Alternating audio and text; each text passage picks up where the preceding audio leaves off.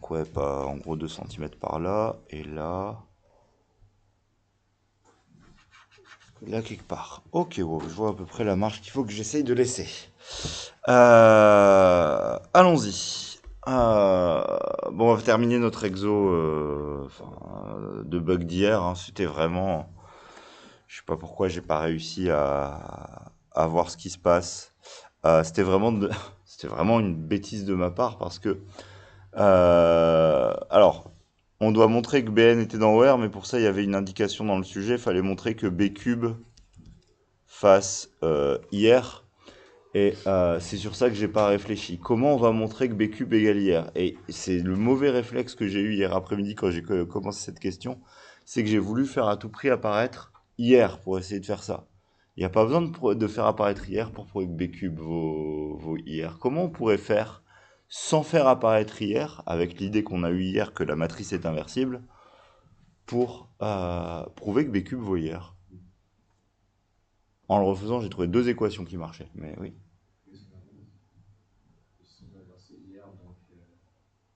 Mais t'es toujours dans un cas particulier en faisant ça, Ryan, en fait. C'est pas, encore une fois, c'est pas parce qu'une matrice, son cube fait IR que la matrice fait IR. Typiquement, c'est ce que j'avais appelé les matrices circulantes. Si je t'appelle la matrice B qui fait, en taille 3, qui fait ceci, quand je vais calculer son carré, je vais faire bouger les diagonales, et quand je vais faire calculer son cube, j'aurai IR. Pourtant, B n'est absolument pas la matrice IR. Donc non, ce raisonnement-là, non, c'est pas ça. Égé? On va montrer que B carré c'est son inverse parce qu'on a B transposé B c'est B cube, c'est-à-dire que B transposé c'est égal à B carré, et B transposé lorsque on a montré que ça appartient au R de R, que BT égale B carré c'est son inverse. Ouais, mais alors, pour prouver que c'est son inverse, tu vas m'écrire une relation de la forme B carré fois B est égal à IR. Donc tu as la relation qui est là au bout. En fait, ce qui nous posait problème hier, c'est que j'ai voulu forcer le IR à apparaître alors qu'il n'y a pas d'IR dans les équations. En fait, on a que du B dans les équations. Du coup, c'est pas un réflexe naturel, mais c'est ça que je voulais en venir. Comment on montre que B cube égale IR quand on a que des équations en B et que le IR n'apparaît pas naturellement? Mais c'est ce que j'ai refait en deux lignes, hein, hier au brouillon, hein. J'ai montré que B5 vaut B carré.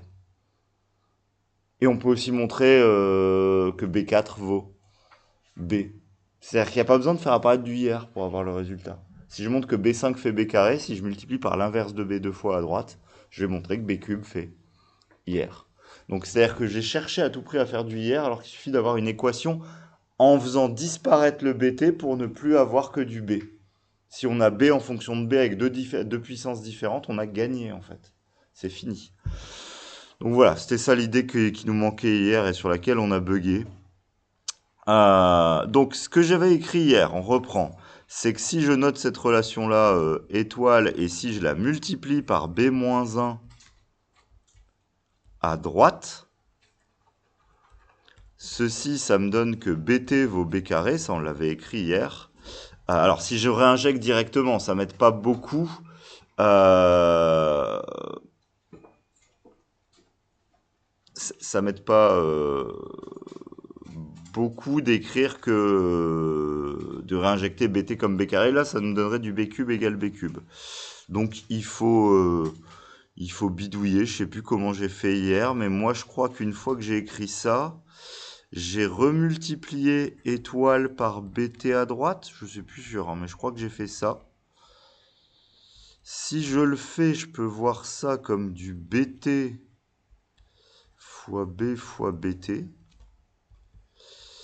Et là, j'ai du B cube BT que je peux, donc à gauche, euh, je crois que j'ai écrit ceci comme du...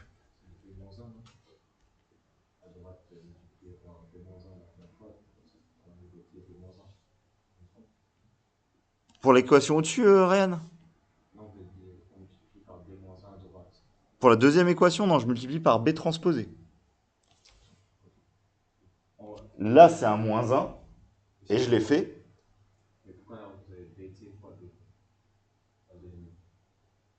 parce que je repars de la relation étoile. Et je la remultiplie. Ah, ou c'est peut-être celle-là que j'ai fait? Non, je pense que je suis reparti de la relation étoile et que je l'ai multiplié par bt. Ça fait du b cube fois b2. Et de l'autre côté, comment je peux réécrire ça? Euh,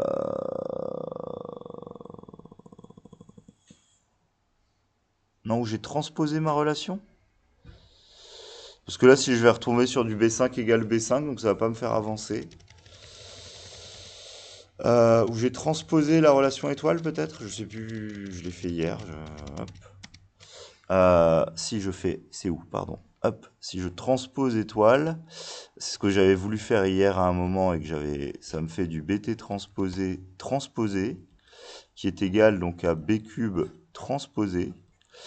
Bt transposé b, ça va me faire du btb, on reste sur la même chose. Et oui, ici, ce qu'on peut utiliser, c'est que ceci, ça fait bt transposé au cube. Bon, on a gagné. Parce que ceci à gauche, ça fait exactement b cube. Bah, vous voyez, j'ai encore trouvé un autre truc. Et ici à gauche, du coup, si j'injecte ce qu'on a trouvé ici dedans, ça va me donner du b carré au cube et j'ai gagné, je n'ai plus de transposé dans mon calcul. Et si j'ai plus de transposé, je viens d'obtenir que b cube est égal à b6. On a fini parce que si je multiplie, alors je vais me marquer comme ça, si je multiplie par b-1, alors là que ce soit à gauche ou à droite, mais si je multiplie par b-1 au cube, ça va me donner que la matrice IR est égale à b cube. Et maintenant, comme on a cette relation-là, encore une fois, donc d'après étoile, j'ai donc B transposé B qui fait IR. Et donc, enfin, j'ai prouvé que B était dans ON de R. C'était vraiment pas très très dur, c'était juste, je voulais à tout prix vous faire apparaître du IR, je sais pas pourquoi. Et l'idée, c'était juste de faire disparaître le BT de cette équation pour obtenir qu'une équation cambée avec deux puissances différentes. Je crois que c'est la troisième fois que je le fais. Et j'ai obtenu une première fois une équation B4 égale B, une deuxième fois une équation B5 égale B carré, là B cube égale B6. Donc comme quoi j'ai pas fait les mêmes opérations à chaque fois. Et ça marche. Je crois que j'avais pas transposé l'équation, j'avais dû multiplier par B transposé, alors peut-être à gauche, enfin je sais plus comment j'ai fait. Mais ça m'avait donné B5 égale B2 hier, mais bon bref. Bon, fallait finir cet exercice-là, c'est pas la partie la plus intéressante de l'exercice. Je pense vraiment que la partie intéressante de l'exercice, c'était se dire, parce que ça c'est un truc qui arrive dans pas mal de problèmes de concours, de se dire, j'ai une propriété vérifiée par une matrice, mais ma matrice n'est pas inversible. Je décompose dans une décomposition de l'espace qui est intéressante vis-à-vis de ma matrice, par bloc. Et le petit bloc qui reste, qui contient toute l'information de ma matrice, lui, il est inversible et je peux faire d'autres calculs maintenant dessus. Et typiquement, imaginez, ça pourrait faire plusieurs parties. Première partie, le cas où la matrice est inversible, on fait des petites questions, etc. Deuxième partie, si la matrice n'est pas inversible, on décompose par bloc. Conclusion, on peut faire tout un problème avec ça. Voilà, je voulais avancer le cours aujourd'hui, on a fait assez de toute façon on a fait tout l'exercice que j'avais sur ON de R. Donc allons-y, avançons un peu le cours. J'ai téléchargé le poly parce que j'ai votre version, c'est la dernière version où j'ai fait des micro-modifs dedans. On a fait donc ceci. On va faire maintenant Windows Maj S. Hop.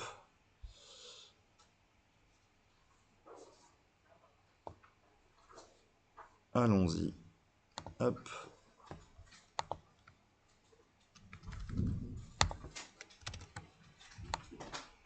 Mince. Bon, aïe aïe aïe. Je vais descendre. Merci. Voilà. Donc allons-y. On va définir l'équivalent. Vraiment, il n'y a rien de plus. C'est la même chose. L'équivalent endomorphisme d'une matrice orthogonale. Qu'est-ce que je peux dire de l'endomorphisme qui a pour matrice une matrice orthogonale. Alors, je vous rappelle, matrice orthogonale, ça peut être vu comme une matrice de passage entre deux bases orthonormées. Du coup, en gros, on va parler de l'endomorphisme qui aurait une matrice orthogonale en base orthonormée. On se remet des produits scalaires, on se remet des orthogonalités dans les bases, et là, ça va avoir du sens. Alors, on va faire le serpent qui se mange la queue, entre guillemets. On va pas le définir comme ça, mais on va voir que ça revient à définir ça. Donc, ce qu'on va appeler une isométrie vectorielle. Alors là, par contre, c'est vraiment le mot isométrie vectorielle qui est plutôt le mot utilisé classiquement dans le programme. Ou ce qu'on peut appeler aussi, c'est un autre mot que vous pouvez voir, mais moins fréquent, un automorphisme orthogonal. C'est un endomorphisme déjà, U qui est dans L2E. Si et seulement si, en fait, votre endomorphisme conserve la norme. C'est ça le principe de ce qu'on va appeler une isométrie vectorielle. C'est un endomorphisme qui conserve la norme. Et du coup, c'est ça tout le truc, c'est que une isométrie vectorielle, en fait, si je me mets dans une base orthonormée, je vais prendre la dernière équivalence, mais on a une isométrie vectorielle en termes d'endomorphisme si et seulement si la matrice est une matrice orthogonale. Donc avoir une matrice orthogonale, avoir une matrice dont les colonnes forment une base orthonormée, c'est avoir une isométrie, en fait, si on parle de l'endomorphisme associé. Du coup, c'est ce point-là qui va être le plus intéressant, qui va être le point crucial à prouver. Si j'ai l'équivalence qui est là en bas entre les deux, ceci devient absolument évident. Parce que je vous rappelle que les colonnes, comment on remplit une matrice dans une base, on met U de 1, U de n là-haut. Et je vous ai dit qu'une matrice orthogonale, ces colonnes et former une base orthonormée. Donc forcément, la famille U de B est une famille orthonormée. C'est juste une traduction évidente. Ce qui m'intéresse le plus, ce n'est pas que vous... retenir ce truc-là, c'est bien, c'est du cours, je suis d'accord. Ce qui m'intéresse, c'est que vous reteniez l'idée de la preuve. Le nombre de sujets qui vous redemandent de prouver que si on a une isométrie, c'est-à-dire que si on a cette propriété-là, alors on a cette propriété-là, c'est la preuve qui vous est redemandée. Ça, c'est beaucoup plus souvent demandé que de connaître la propriété. Alors, c'est marqué en dessous. Je vais descendre mon truc pour que vous ne voyez pas pendant 10 secondes et que vous arrêtiez de lire ce qu'il y a en dessous. J'ai une question pour vous. Et c'est comme ça qu'il faut retenir l'idée et la méthode. Enfin, c'est la méthode. C'est pas la méthode, c'est l'idée.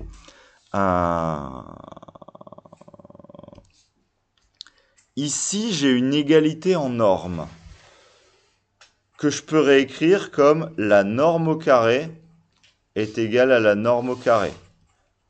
Cette égalité en norme devient donc une égalité de produit scalaire. J'ai une égalité de produit scalaire avec des x, je veux prouver une propriété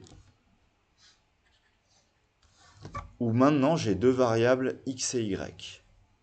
Bon, j'aurais même pu garder les normes, je vais trop vite à vouloir parler de produit scalaire, mais quel est le seul outil de votre cours d'espace euclidien sans avoir lu mon poly, sinon ça n'a aucun intérêt là, qui permet de passer de deux variables dans des normes produits scalaires, d'une variable à deux variables. J'en ai déjà parlé, je vous ai déjà dit qu'elles font mal ces formules, mais qu'il faut les connaître, parce que vous ne pouvez pas passer outre. Je ne connais pas de méthode qui fait, pour passer outre ce truc-là. Julien ? Oui, ce sont les formules de polarisation. Il n'y a pas le choix. Si vous ne connaissez pas vos formules de polarisation, vous ne pouvez pas répondre à ce genre de questions. Et comment répondre à ce genre de questions? On écrit juste noir sur blanc les formules de polarisation. Alors, je vous rappelle les formules de polarisation. Il n'y a pas d'endomorphisme dans les formules de polarisation. L'idée, c'est tout bête. Comment on passe d'une variable à deux variables? On utilise la bilinéarité du produit scalaire. Donc, je fais une parenthèse, mais je la ferai plus après. Si j'écris ce que c'est que le produit scalaire de x plus y, ce qui devient la norme de x plus y au carré, mais que je développe par bilinéarité tout ça, ça va me faire norme de x au carré, plus norme de y au carré, plus 2 fois le produit scalaire de xy. Et vous avez vos formules de polarisation. Parce que si maintenant, dans cette équation-là, j'isole juste ce terme-là, j'obtiens que le produit scalaire de xy, faut rééquilibrer, mais ça fait 1 demi de la norme de x plus y au carré, moins norme de x au carré, moins norme de y au carré. Donc soit vous apprenez vos formules de polarisation, j'ai jamais su les retenir, soit vous apprenez comment on les retrouve en une ligne, parce que ça, vous pouvez le faire en 10 secondes sur un brouillon, ça ne me dérange pas, mais vous ne pouvez pas contourner les formules de polarisation. Il les faut pour certaines questions, on n'a pas le choix. Comment on passe de une variable à 2 variables, c'est ces formules-là qui le font. Ok sur l'idée ? Je vais redescendre pour lire la preuve, je vous laisse juste noter ça là-haut si vous voulez le noter vite fait. De toute façon, je mettrai le PDF après en ligne. Mais voilà. Alors, est-ce que je peux arriver à descendre? On voit le spoiler arriver avec par formule de polarisation.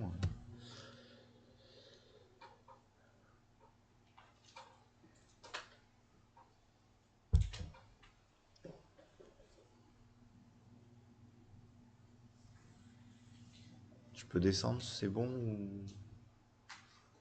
J'ai le droit de hurler non, si c'est pas le cas. C'est bon? Clément? Ouais. Alors, qu'est-ce qui se passe? Alors, je les ai écrites, mes formules de polarisation. Donc, c'est exactement la même chose que je vous ai écrit là-haut. Sauf que ici, je ne l'ai pas écrit, j'aurais peut-être dû l'écrire dans ma preuve, c'est où? Je suis là. Ici, maintenant, j'utilise le fait que U est une isométrie. Donc, j'utilise maintenant le fait que les normes que j'ai écrites, à gauche, je suis en X, mais donc à droite, je peux passer en U de X. Donc ça me fait ici une norme de U de X, c'est évident. Ici, ça me fait une norme de U de Y, c'est évident. Ici, ça me fait en fait une norme de U de X plus une norme de U de Y, ce que j'ai écrit en haut. Mais en fait, puisque U est une application linéaire, là maintenant c'est l'autre argument, puisque c'est une application linéaire, U de X plus U de Y devient U de X plus Y. Et ça, maintenant, je peux le voir du coup comme l'application... Non, pardon, c'est l'inverse, excusez-moi.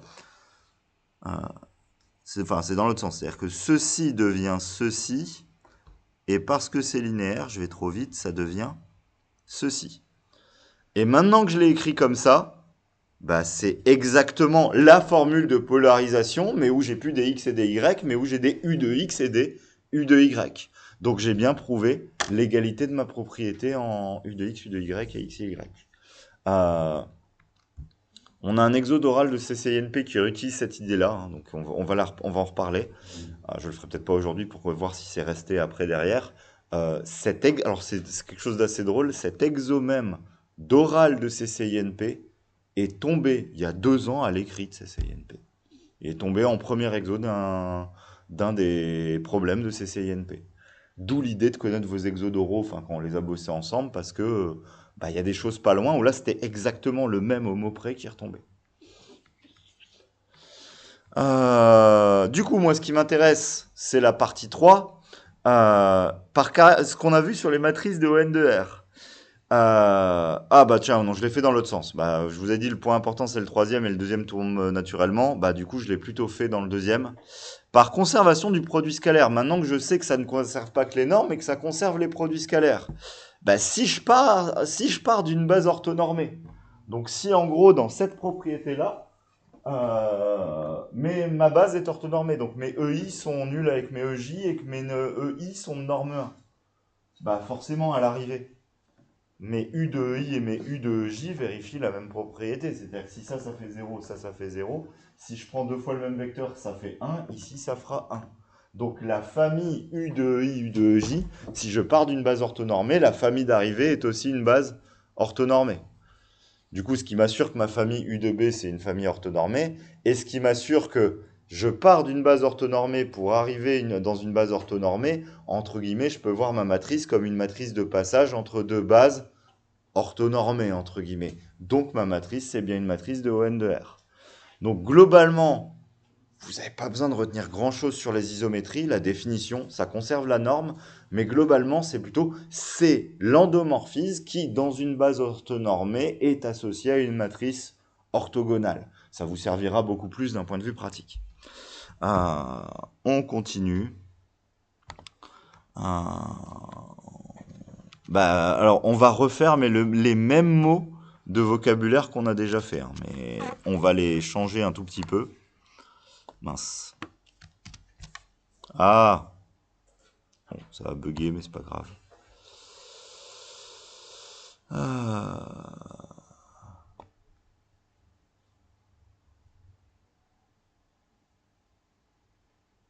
Non, c'est là. Je bug. Ouais, je vais plus avoir cette place. On change de page. Hop. Du coup, on avait des matrices orthogonales directes, indirectes. Du coup, on va parler d'isométrie directe, indirecte. Si U est une isométrie, son déterminant est entre moins 1 et 1, c'est sa matrice dans une base orthogonale. Donc, enfin, c'est exactement la même chose. On dit que l'isométrie est directe si le déterminant vaut 1, sinon on dit qu'elle est indirecte. Et on note SO de E, et non pas SON ou SON de R, l'ensemble des matrices, l'ensemble des isométries, donc des endomorphismes directs. Euh, Bien sûr, un endomorphisme est dans SOE si et seulement si sa matrice est dans SON. Enfin, c'est le même vocabulaire, mais transcrit en endomorphisme plutôt qu'en matrice. On a une structure de groupe. OE et SOE sont des groupes de GLE munis de la composition. Suffit de traduire matriciellement et je vous ai fait la preuve matricielle. Donc c'est exactement la même chose. On a des nouveaux mots de vocabulaire. Enfin, je sais pas. Alors, je vous dis nouveaux mots parce que je les ai au programme. J'avoue que j'ai pas été vérifié dans le programme de première année si vous aviez déjà ce mot de vocabulaire, mais vu ce que vous connaissiez des propriétés des projecteurs et des choses comme ça, je pense que vous l'avez vu déjà l'année dernière avec Monsieur Dutrio. Euh, une symétrie. Donc, vous devez savoir, ça c'est du rappel. J'aurais pu mettre des rappels, je l'ai pas fait. Je vous rappelle qu'une symétrie, S est une symétrie. Si et seulement si S carré, ça fait l'identité. Dans ce cas-là, c'est une symétrie sur ker de S moins l'identité parallèlement à ker de S plus l'identité. Connaître ça, c'est connaître la même chose que dans une base adaptée, une symétrie, ça a une matrice qui est écrite par bloc avec un IR et un moins IN-R ici et des zéros. Donc c'est... Oui. Ah, j'ai été trop à droite. Merci. J'ai été trop à droite. Donc connaître ceci. Je suis où? Ouais, du coup, c'est l'i maintenant. Voilà. Euh, donc si E se décompose comme ça, si je me mets dans une base adaptée, c'est la même chose que de savoir que ma matrice peut se décomposer une matrice de taille R ici et du coup une matrice de taille N-R avec un moins et des zéros. Ça, on le sait, c'est tout ça sur des symétries. Je vous en avais reparlé dans le chapitre de diagonalisation. Du coup, avec ça, en fait, on a une matrice diagonale. En fait, les deux premiers endomorphismes que vous avez jamais diagonalisés, c'est les projecteurs et les symétries. Parce que dans une base adaptée, c'est diagonale. Et on avait parlé au moment de la diagonalisation, une symétrie, c'est seule valeur propre, c'est 1 et moins 1, du coup. Donc ça, c'est pour une symétrie. Euh, donc, vous n'avez pas forcément... et donc, enfin, ce qu'on appelle une symétrie orthogonale, d'après vous, c'est quoi? Oui, Julien. C'est réciproque, c'est-à-dire que si on commence à diagonaliser et qu'on voit tous Que ces... des 1 et des moins 1, c'est une symétrie. Complètement. Complètement. Complètement. C'est une caractérisation de symétrie aussi. En fait, réfléchis. Enfin, c'est tout bête. Si tu diagonalises et qu'il n'y a que des 1 et des moins 1, mets ta matrice au carré. Ça fait l'identité. Donc c'est une symétrie. Enfin, c'est... Euh, C'est quoi une symétrie orthogonale, du coup? Ça me paraît vraiment pas dur de le définir.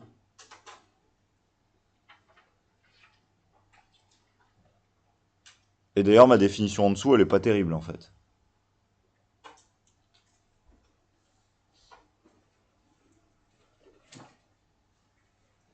Égé? C'est le même en ajoutant un tiers au plus. Ouais, c'est ça. Il faut que la somme ici, elle soit orthogonale, en fait. C'est juste ça. Si votre espace S-I des S plus I sont orthogonales, c'est une symétrie orthogonale. D'ailleurs, c'est pour ça que je dis que ma définition en dessous est pas terrible, parce que j'ai dit c'est la symétrie par rapport à f. Oui, mais f, du coup, ça reste ker de s moins l'identité, et il faut que ce soit parallèlement à f orthogonal. Donc en fait, il faut que ker de s plus l'identité soit orthogonal à ker de s moins l'identité. Alors, je me rends compte qu'il y a une... C'est pas une erreur dans mon poly, mais clairement, le point d'après est pas du tout assez précis, il faut compléter. J'ai mis une symétrie orthogonale est une réflexion si f est un hyper... Ah si. Ah bah non, c'est parce qu'on a généralisé, pardon. Non, elle est correcte. J'avais pas lu le mot hyper quand je l'ai lu et j'ai dit si c'est un plan. Je peux pas vous parler de plan si je vous parle pas du fait qu'on est en... Enfin, justement, j'allais dire si on n'est pas dans R3. Enfin, si on n'est pas en dimension 3, mais si je parle d'hyperplan, j'ai gagné. Ce qu'on va appeler une réflexion, c'est une symétrie orthogonale où l'espace S moins l'identité, c'est un espace de dimension n-1 en fait. Donc si en gros on a un moins 1 dans les valeurs propres que sur une seule direction. Dans ce cas-là, si on a un moins 1 sur une seule direction, vous pouvez voir une droite et c'est comme si on retournait toute l'application par rapport à cette droite. Si on la laissait fixe, ça retournerait tout le reste. C'est un peu ça l'idée. Donc c'est ça qu'on appelle une réflexion. C'est juste un mot de vocabulaire. Euh,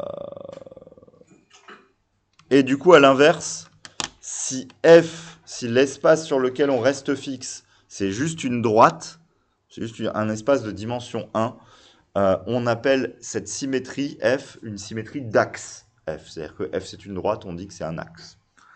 C'est deux mots de vocabulaire qui sont relativement peu utilisés, mais quand ils tombent, ça fait un peu mal, dans le sens où prouver que machin est une symétrie d'axe, ou prouver que c'est une réflexion. Ah mince, ça veut dire quoi déjà une réflexion? Bah, c'est une symétrie pour laquelle le premier espace est de dimension n-1. Prouver que c'est une symétrie d'axe. Souvent, je vois ça sur les copies, vous prouvez symétrie et puis vous dites d'axe. Ça veut dire quoi? Bah, ça veut dire que le premier espace est de dimension 1. Oula, j'ai fait n'importe quoi. Ça n'a pas bougé ici? Ça n'a pas bougé ici. Est-ce que ça a bougé là? Ça a bougé là.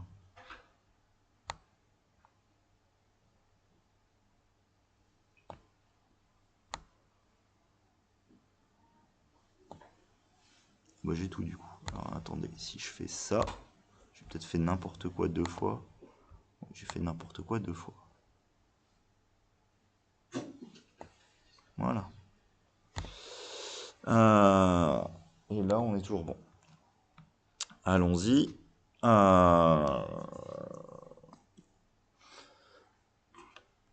Oui, alors on commence les propriétés. Si S est une symétrie orthogonale, euh, alors S est un endomorphisme orthogonal en fait. Ou c'est une isométrie entre guillemets. Bah, c'est pas très très dur à voir si j'ai une symétrie, même si, alors, c'est pas très très dur à voir si j'ai n'importe quelle symétrie dans une base, ça devient ça. Je l'ai écrit juste avant. Mais je peux pas dire grand chose de ceci, notamment en termes de conservation du produit scalaire, etc. Si la base dans laquelle je vais, c'est-à-dire que pour n'importe quelle symétrie, je peux écrire que la matrice de S dans une certaine base, je vais mettre B1, qu'on appelle adapter cette base, c'est toujours vrai.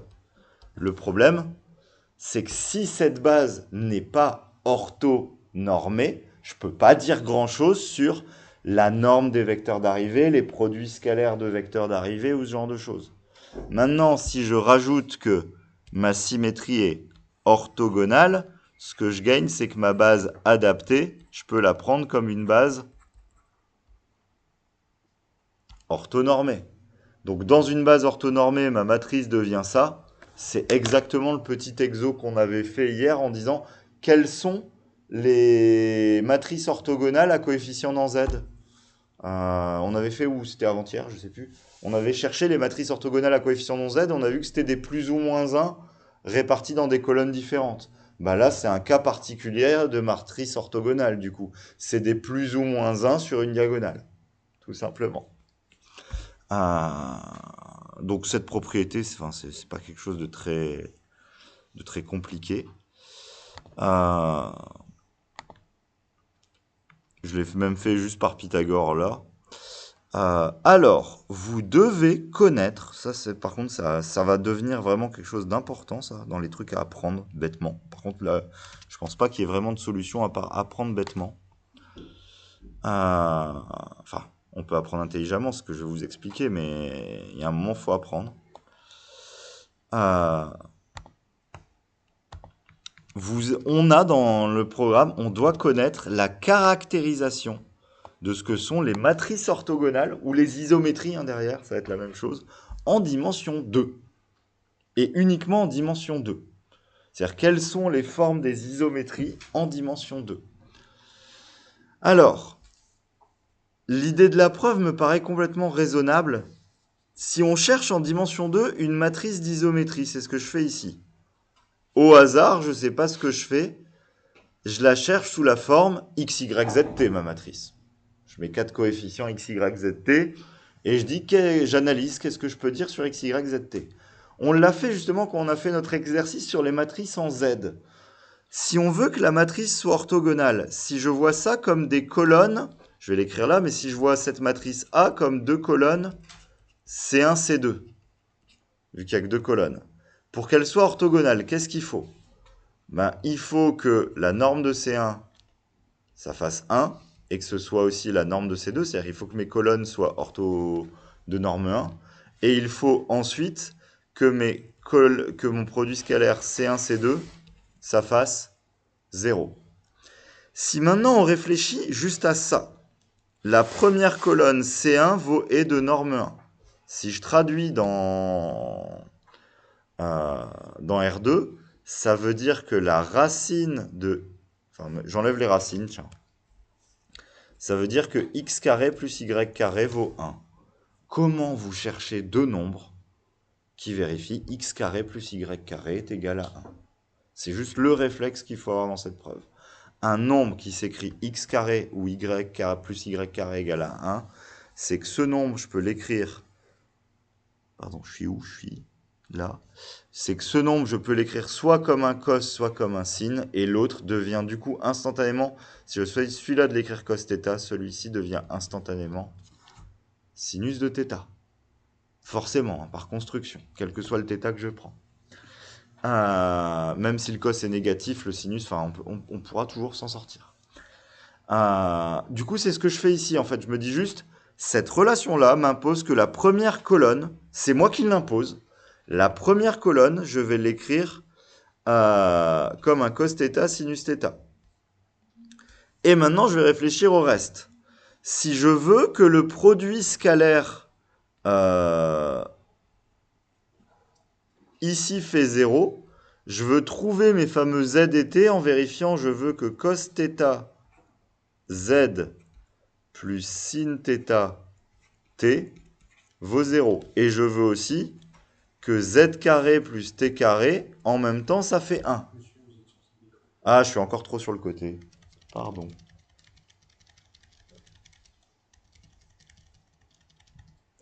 Mais j'ai vraiment pas beaucoup de place. Enfin, je zoome trop mes propriétés, je crois. Donc, ce que je voulais vous dire, c'est maintenant comment je cherche mon z et mon t. J'ai toujours z carré plus t carré qui fait 1. Ce qui veut dire que je vais les chercher encore une fois comme des cos. Alors, je peux plus appeler ça θ. J'appelle ça par exemple θ prime et... Ah, j'ai triché. Alors, j'ai triché. Parce que là, je reprends ma preuve pour vous l'écrire proprement. En gros, comme je cherche z carré plus t carré égale 1, je peux les rechercher comme un cosinus et un sinus. Alors, c'est juste pour que mes formules de trigo marchent mieux. J'ai choisi de poser z comme un sinus et de poser t comme un cosinus. Ça ne change rien, mais qu'est-ce que ça me fait gagner de faire ça? Quand j'écris que le produit scalaire de mes deux colonnes fait 0, j'obtiens ça comme formule trigo. Et ça, vous devez le reconnaître. Cos sin plus sin cos, ça fait du sinus de θ plus alpha est égal à 0. Donc à ce moment-là, j'ai en gros θ plus alpha qui vaut moins capi, donc j'ai alpha qui vaut moins θ plus capi. Du coup, ma matrice, elle s'écrit forcément comme ça. Parce que un sinus de capi ou un cosinus de capi, ça ne fait que multiplier par moins 1 puissance k les sinus et les cosinus. Du coup, j'ai que ma matrice A, elle s'écrit avec un cos signe et un moins signe cos de l'autre côté avec un moins 1 puissance k. Et comment je décide si je mets un moins 1 puissance k ou pas? Maintenant, je calcule le déterminant. Si je calcule le déterminant, si je veux un déterminant de 1, mais en fait, quand je calcule mon déterminant, il vaut moins 1 puissance k. Donc, si je veux un déterminant de 1, je n'ai pas le choix. Il faut que mon moins 1 puissance k vale 1. Du coup, ma matrice devient ceci. Si je veux un déterminant de moins 1, je veux ceci. Donc, voilà comment je le construis. Comment je le retiens, moi? Comment, une fois, enfin, je connais l'idée de la preuve, mais comment, à partir de l'idée de la preuve, je m'en rappelle? Je me rappelle de ce que je vous ai expliqué au début, ce que j'entoure là-haut. Enfin, surtout ça. Ce que je vous ai expliqué au début, c'est que la première colonne, elle se cherche sous la forme sin cos. Donc, dans vos deux matrices, moi j'apprends par cœur que je sais qu'une matrice d'isométrie en dimension 2, une matrice orthogonale en dimension 2, la première colonne, je l'écris cos θ, sin θ. Et maintenant, je sais que je dois bidouiller, c'est vraiment comme ça que je retiens, je bidouille pour faire deux choses. Je bidouille pour que ceci soit orthogonal à la première colonne. Bah, comment on fait quelque chose de très facilement orthogonal si on veut compenser un cos et un sin? Bah, je mets soit un moins sin, soit un cos. Soit je mets un sin et un moins cos. Il n'y a que deux possibilités en gros, facile. C'est comme ça que je retiens que la deuxième colonne, je mets quelque chose de facile qui doit être orthogonal à la première. Et ensuite, je calcule le déterminant. J'ai deux possibilités. Si on me demande une matrice qui est directe, je calcule le déterminant dans mes deux possibilités et je vois lequel des deux fait 1. Et sinon, je calcule le déterminant. Si j'obtiens sur moins 1, c'est que c'est pas la bonne. Est-ce que vous comprenez ce que je cherche à faire? C'est comme ça que je retiens ça. Ah. Donc une matrice est une isométrie, enfin en dimension 2, ou une matrice orthogonale, si en fait elle s'écrit cos θ sin θ moins sin θ cos θ. Et le fait qu'on puisse les écrire comme ça, notamment pour les directs, ça va nous servir. Pareil, c'est des questions, c'est des outils qui vous sont demandés en concours ou qui sont utiles en concours quand on a ce genre de matrice-là. C'est que du coup, je vais pouvoir faire des calculs, tiens, sans écrire la propriété. Si maintenant je vous donne A et B, deux matrices de SO2 de R, et que je veux faire le produit A fois B, on l'a déjà dit, puisque SO2 a une structure de groupe, je sais que ceci est dans SO2. On le sait, parce que c'est un groupe. Du coup, ma question, c'est si maintenant A, je l'écris comme R de θ1. Si B, je l'écris comme R de θ2. A fois B, ça s'écrit comme une certaine rotation R de θ3. Forcément. Ma question, c'est... Oui, mais R de θ3, c'est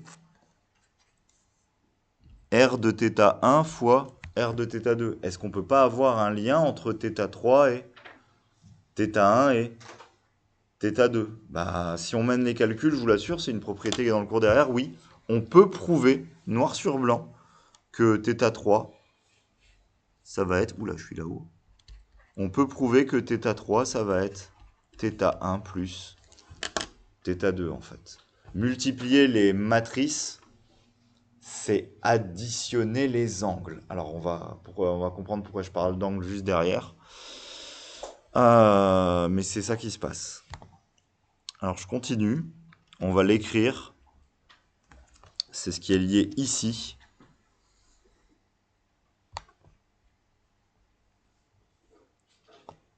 Pourquoi je parle d'angle? Mais donc ce que je vous ai écrit au-dessus, c'est une petite propriété calculatoire, mais qu'il faut connaître, parce que c'est vraiment pratique. En fait, si si on prend une matrice de Rθ, donc si on prend une matrice directe, on a cette propriété-là. Alors cette propriété, elle est très utile parce que du coup, je sais que, notamment R0, enfin si je sais que R de 0, ça fait l'identité, du coup, je sais que si je prends R de θ moins θ, puissante magie, ça fait R de 0, ça fait l'identité, mais par la propriété qui est là, ça fait R de θ fois R de moins θ. Et cette relation-là, écrite comme ça me dit que R de moins θ, c'est l'inverse de la matrice Rθ. Donc, pour les rotations, j'ai ce genre de choses. Et pourquoi c'est pratique? Parce que ça sert souvent pour calculer des puissances n de matrices. C'est-à-dire que si on vous met quelque part une isométrie en dimension 2, on vous dit A appartient à SO2 de R, et on vous dit calculer A puissance n, ce qui est caché dans la question, c'est trouver θ pour dire que A, ça vaut Rθ. Et comment on va aller calculer A puissance n? Ben, une fois qu'on a fait ça, A puissance n, ça devient juste Rθ à la puissance n. Et si j'applique encore une fois cette propriété-là, ça devient R de nθ. Et c'est tout. Donc, cette propriété vraiment calculatoire, elle est très... Enfin, il faut savoir ce que c'est qu'une matrice de Rθ, et celle de Sθ, enfin, dans les indirects au cas où. Pas se tromper. Et c'est pratique de la connaître, parce que ça permet de faire plein de choses. Alors bien sûr, si les matrices orthogonales sont les matrices de SO2, je peux aller dire ce que c'est que les isométries en dimension 2. Un endomorphisme isométrique en dimension 2, donc U est dans SO2E en dimension 2, si dans une base orthonormée, la matrice de U, c'est ça. Alors, vraiment, c'est ce qu'il faut comprendre et retenir, même si c'est une généralisation à des espaces qui ne sont pas R2 forcément, mais en fait, ce qu'on va appeler pour une telle isométrie, on va l'appeler la rotation d'angle θ. Si vous faites cette isométrie dans R2, si vous appliquez cette matrice dans R2, si vous avez pris un vecteur XY à la base, vous allez obtenir un nouveau vecteur qui est, si je prends les coordonnées polaires, entre guillemets, est tourné d'un angle θ. Ça fait dans R2 une vraie rotation. Donc dans un espace de dimension 2 quelconque, quand on est en base orthonormée, on va dire que c'est une rotation. Même si c'est très bizarre de dire que je fais une rotation dans un espace de matrice. Ça veut dire quoi, tourner des matrices? Mais c'est ça. Donc on appelle ça une rotation d'angle θ. Et maintenant vous comprenez mieux, si vous faites une rotation d'angle θ, puis une rotation d'angle θ', vous avez fait globalement une rotation d'angle θ plus θ'. Mais en termes d'endomorphisme, vous avez fait quoi? Vous avez composé l'application θ, puis l'application θ'. Bah maintenant, vous avez votre propriété calculatoire. La rotation d'angle θ plus θ', c'est appliquer la rotation d'angle θ, puis appliquer la rotation d'angle θ'. Donc c'est pour ça que la rotation d'une somme, ça devient le produit des matrices. C'est la composée des applications, en fait. Et du coup, alors c'est un peu particulier là, c'est pas naturel du tout. Même si on a des matrices en Sθ, en fait justement, les isométries indirectes en dimension 2, ce sont forcément des réflexions. C'est forcément une réflexion ou une symétrie orthogonale. C'est-à-dire qu'en dimension 2, une isométrie qui n'est pas une isométrie directe est forcément une réflexion. Du coup, c'est une réflexion ou une symétrie orthogonale d'axe ker de S moins l'identité parallèlement à ker de S plus l'identité. L'angle, encore une fois, il est unique modulo de pi. Ici, je vous l'ai mis en propriété de cours, unique entre moins pi et pi. Si vous renvoyez si un sujet peut vous demander de trouver l'angle entre 0 et 2π, c'est pas choquant. Enfin, c'est juste unique modulo 2π, quoi.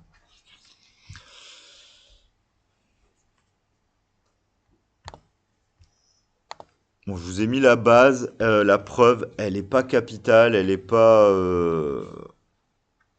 super super intéressante. Euh, J'avance un peu.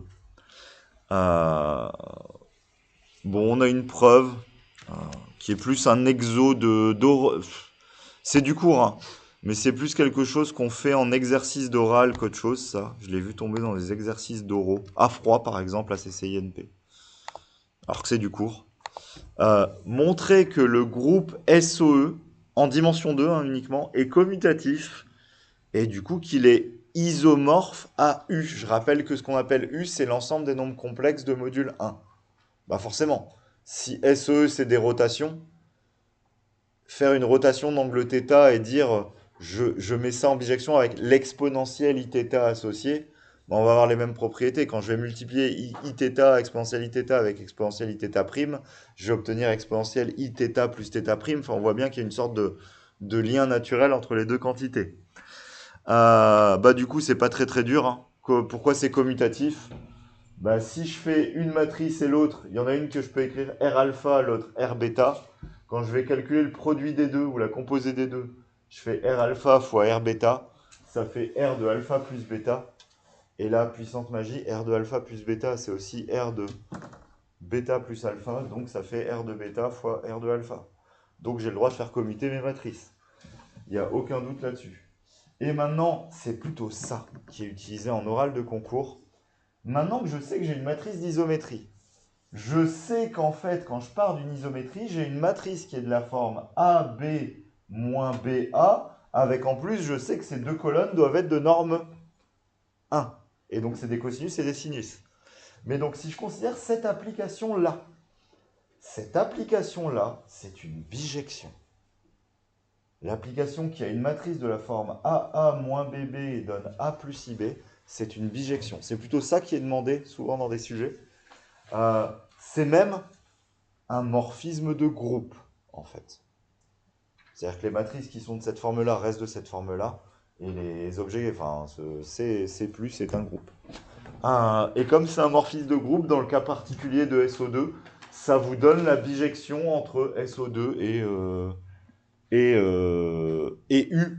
Parce que du coup, si je pars d'une matrice de SO2, je sais que ce AB, ça devient cos θ sin θ.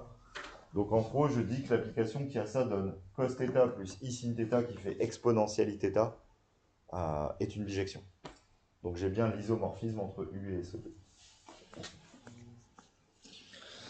Donc ce qui est plutôt un exo de concours, mais que je laisse, c'est d'oral, c'est montrer que ceci est un groupe. L'ensemble des matrices s'écrivent comme ça, forment un groupe multiplicatif.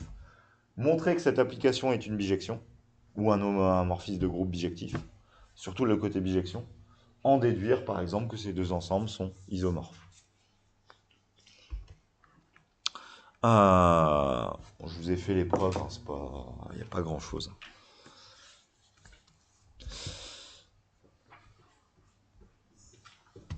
Alors, hop.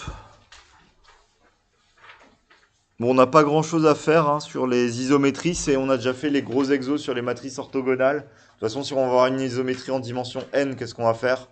On va dire on prend sa matrice dans une base orthonormée et ce sera une matrice orthogonale. On va plutôt travailler en matrice dès qu'on peut, on le sait.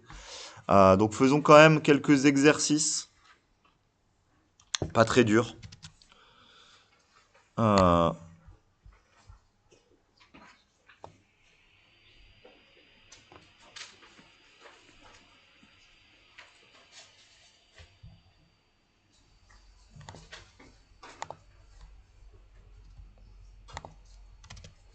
donc faisons cet exercice 21.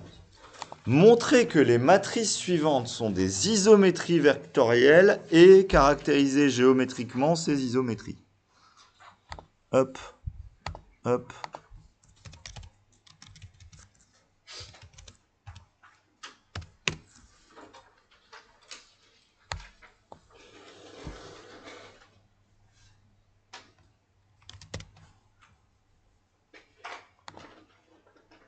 Ryan. Comment je vais montrer que c'est des isométries vectorielles? Avant même de les caractériser géométriquement.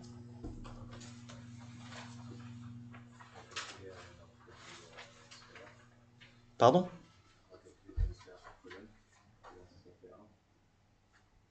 Azul. C'est mal dit. Qu'est-ce que je veux dire par le produit scalaire par colonne? Si j'appelle mes deux colonnes C1, C2, c'est quel produit scalaire que tu calcules? Il faut que ça fasse 1.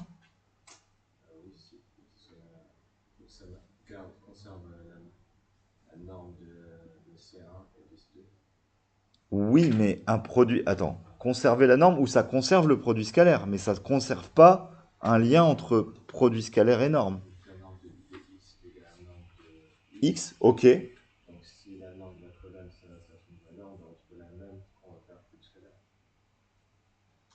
Bah non, alors il n'y a pas de lien entre ça et produit scalaire du coup là. Si tu le vois comme U de X, tu peux le voir comme le vecteur colonne U de quelque chose, donc la première colonne doit être de même norme que le vecteur de départ. Je suis d'accord. Mais là, vu comme ça, non.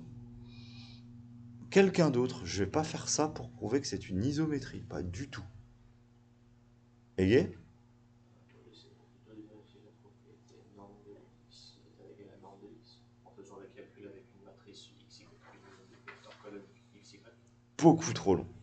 Je suis d'accord, c'est la définition. Et j'aime que vous connaissiez vos définitions. Beaucoup trop long. On va utiliser les propriétés de cours. On a une isométrie, si et seulement si quoi?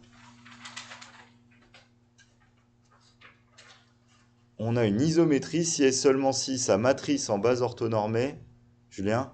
C'est-à-dire que c'est AB et moins n, donc c'est dans le colonne d'avant. Alors c'est ce qu'on va vouloir faire, mais avant, pour prouver que c'est une isométrie, je vais faire un calcul, mais vraiment bête, mais qui va faire gagner les choses rapidement. C'est juste pour... Ça fait... Vous gagnez du temps de rédaction, etc. Daouda? Comment on fait aussi, justement, pour montrer qu'elle est dans ON2R? Ce qu'on a fait hier plusieurs fois, enfin ce que je vous ai dit qui est très bête, on va faire A transposé fois A et on va montrer que ça fait l'identité. Instantanément, sa matrice, elle est dans ON de R. Du coup, si on dit qu'on part de la base canonique, donc on a une transformation qui est, enfin, on part d'une base orthonormée, on arrive en base, enfin, on a une isométrie. Après, il faudra la caractériser géométriquement. Oui, Guy. C'est la rotation de mouvement sur 4. Ouais, alors ça, si tu le vois directement, tu gagnes encore plus de temps. Je suis complètement d'accord. Mais j'allais le faire en deux temps pour vous montrer comment on peut prouver isométrie, comment derrière on cherche la forme de l'isométrie. Ok? Mais donc, euh, pour montrer que A appartient à ON de R, on calcule A transposé A, ce qui va me faire du 2 sur 4 fois 1, 1, 1, moins 1 que multiplie 1, 1. Ah non, mince, j'ai pas transposé. La transposée, je change la première ligne dans la première colonne, ça change pas mal. Je change la deuxième ligne. Qu'est-ce que je fais en la deuxième colonne? Bah, ça changerait en fait. Bah oui, elle est symétrique, ma matrice, je suis bête. Excusez-moi. Ceci, ça va me faire un magnifique 2, 0, 0, 2. On est bien d'accord que 2 sur 4, ça fait un demi, donc tout ça, ça fait bien. Au final des calculs, ça fait bien I2. Ah, j'ai débordé à droite, mais j'ai juste écrit I2, hein. C'est pas très très compliqué. Écrire là en dessous. Euh, On a montré que A est dans ON de R. Pour savoir quel type d'isométrie c'est, qu'est-ce que vous feriez comme calcul? Ege a déjà trouvé l'angle et tout, donc on va pas... Mais comment vous feriez pour trouver quel type d'isométrie c'est? Est-ce que c'est une rotation ou est-ce que c'est une réflexion? Parce que maintenant on sait qu'elle est dans O2, on sait que c'est une isométrie. En dimension 2, on doit savoir les caractériser. C'est soit une rotation, soit une réflexion. Comment on fait pour savoir si c'est une rotation ou une réflexion?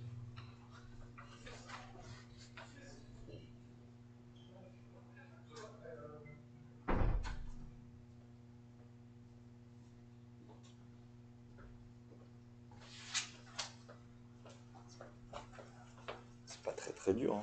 Aouda? Vu les formes de R θ et de S θ, si on fait rentrer une racine de 2 sur 2, on aura une cos θ, sin θ. Cos θ, un moment.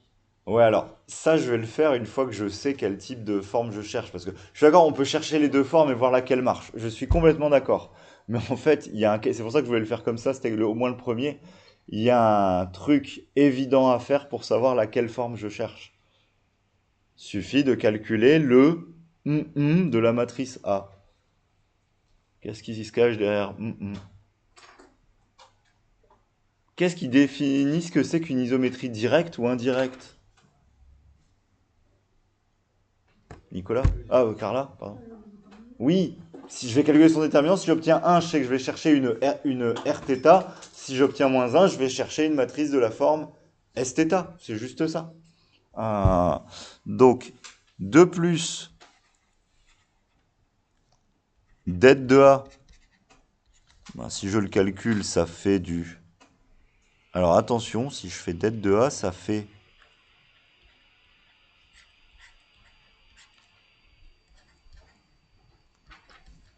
Pourquoi j'ai mis un carré?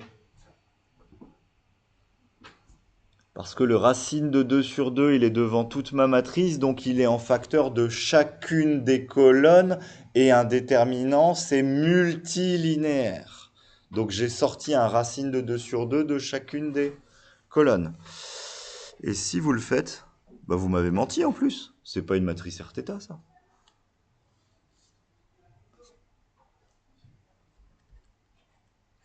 Je croyais que vous l'aviez vu, mais ceci, ça me fait donc du 1,5 fois moins 2. Ce déterminant, il fait moins 1. Je vais la chercher sous la forme Sθ, cette matrice. Ah. Donc, et d'ailleurs, est-ce que je vais chercher pour la caractériser géométriquement, est-ce que je vais chercher θ ici? Même pas. On a défini les matrices Sθ, il faut les connaître dans le cours. Mais d'un point de vue géométrique, j'ai dit deux choses. Soit c'est une rotation, soit c'est une réflexion d'un axe par rapport à un autre. C'est plutôt ça que je vais dire géométriquement. Donc, je vais dire A est la matrice d'une réflexion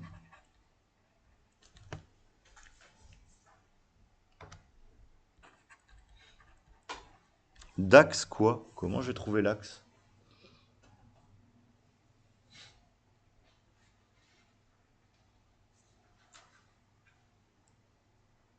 Alors c'est encore une fois, vous vous faites avoir par du vocabulaire.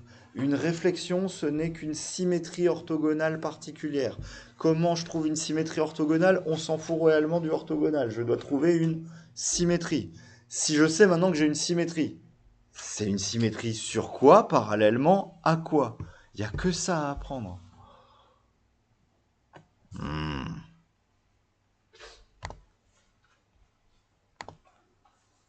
12. Clément.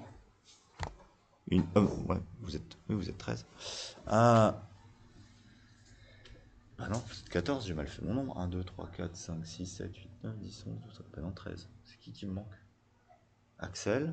Ouda? Ah, j'avais pas vu Ahmed. J'ai compté 13, mais j'avais pas... Ah...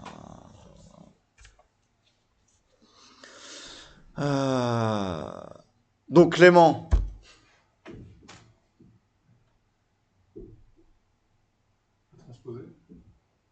Attends, je cherche une symétrie sur quoi? Donc je cherche un espace vectoriel. La transposer jusqu'à preuve du contraire n'est pas un espace vectoriel.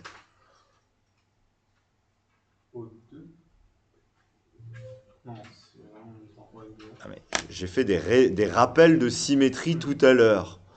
Une symétrie, c'est une symétrie sur quoi parallèlement à quoi? Ou autre façon de lire, c'est quoi les valeurs propres d'une symétrie? C'est un peu la même façon. Je m'en fiche, mais il faut que vous ayez retenu quelque chose pour vous en servir. C'était quoi les valeurs propres d'une symétrie? Oh, tiens, je remonte encore. On refait du cours, mais c'est ce que vous devez faire en DS si vous avez... C'est quoi, comment tu me prouves que quelque chose est une symétrie?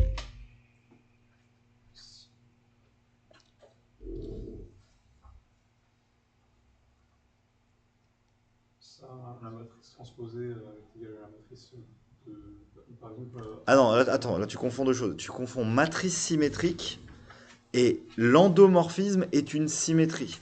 Symétrie, c'est plutôt comme projecteur. Mais comment on montre que quelque chose est une symétrie? Si le Kerr, la somme, la somme est égale au Kerr de la somme orthogonale. Mais j'ai pas. Mais quelle somme, quel Kerr? C'est un peu ça que je te posais comme question, justement. De S-I de plus Kerr de S'. Voilà! Donc c'est une réflexion d'axe Kerr de S-id parallèlement, enfin, où je vais mettre orthogonalement. Parce que du coup, on sait que c'est une symétrie orthogonale. Enfin, A, Kerr de S plus id. Bon, bah, il me reste quelque chose à faire, hein, j'ai pas conclu là. Il faut que je détermine ce que c'est que Kerr de. Ah oui, j'ai mis A. Donc c'est pas avec des S qu'on va l'écrire, on va l'écrire avec des A. Je vous ai rappelé le cours en symétrie. Juste un petit réflexe pour les autres. Si jamais vous avez le moindre doute sur ça, vous ne pouvez rien faire si vous ne savez pas qu'une symétrie, ça vérifie S carré égale l'identité. Est-ce qu'on est d'accord? Ça, c'est le minimum, mais le minimum, le niveau 0. Si S carré vaut l'identité, attention, puissante magie. S carré moins l'identité vaut 0. X carré moins 1 est annulateur. J'espère que vous savez trouver les racines de x carré moins 1 pour dire que les valeurs propres c'est 1 et moins 1 et qu'il y a un des espaces c'est avec des 1 et l'autre avec des moins 1. Alors après, à vous de retrouver que c'est sur S moins id parallèlement à S plus id en disant ah oui, c'est plutôt les 1 en haut et les moins 1 en bas. Ça, il n'y a pas le choix, il y a un moment, faut autre chose. Mais vous devez retrouver les infos vite. Hein. C'est ce que j'essaie de te faire dire. C'est quoi la base? Je voulais que tu me dises S carré égale l'identité. Je t'aurais fait retrouver le polynôme annulateur. Je t'aurais fait faire ça. Bon, bah allons-y. Ker, c'est un or. Hein. C'est très mal écrit, mais c'est un or. Ker de A moins I2. Alors attention à ne pas vous faire avoir sur ce genre de calcul. J'avais mis un racine de 2 sur 2 en facteur. Donc ça fait le Ker. Je vais la réécrire plutôt comme ça. Ça fait racine de 2 sur 2 moins 1. Racine de 2 sur 2 moins 1. Racine de 2 sur 2. Racine... non, il y avait un moins racine de 2 sur 2 ici.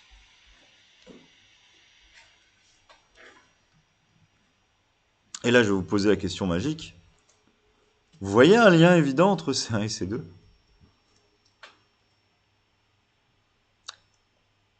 Ouais, c'est pour ça qu'on ne peut pas s'empêcher de faire des systèmes une fois de temps en temps. Parce que là, ça ne paraît pas évident du tout. Et comme c'est un système de 2, ça va aller très très bien et très très vite. On va donc écrire que x appartient à Ker de A moins I2, où x, je vais mettre que c'est la colonne xy.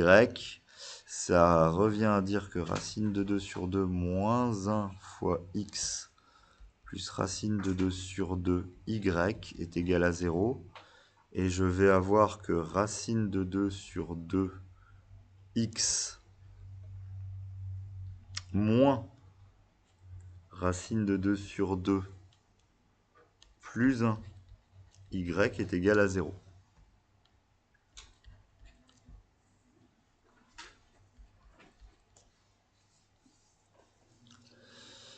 J'aime pas ces racines de 2. Du coup, je vais pas faire un pivot, mais j'ai envie de me simplifier l'équation, parce que c'est trop compliqué. Du coup, pour me simplifier l'équation, moi ce que je vois, c'est que si je fais 1 moins 2, par exemple, je pense qu'il y a beaucoup de racines qui vont se simplifier, parce que notamment dans mon x ici, j'ai un racine de 2 sur 2 moins racine de 2 sur 2. En x, il va me rester que moins x. En y, j'ai un plus... Ah mince, si je fais moins, ça marche pas ici. Si je vais avoir... je vais avoir du coup un moins x plus 1 plus racine de 2. Je vais avoir 2 racines de 2 sur 2 y qui fait 0. J'ai pas fait un pivot, mais j'ai une équation plus simple. Donc cette équation-là, elle est équivalente à écrire que x vaut 1 plus racine de 2 y. Je peux injecter dans la deuxième. Ça doit marcher.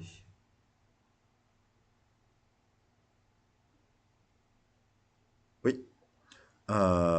Si maintenant j'injecte dans la deuxième, on obtient bien dans la deuxième racine de 2 sur 2 facteur de 1 plus racine de 2 y moins racine de 2 sur 2 plus 1 y.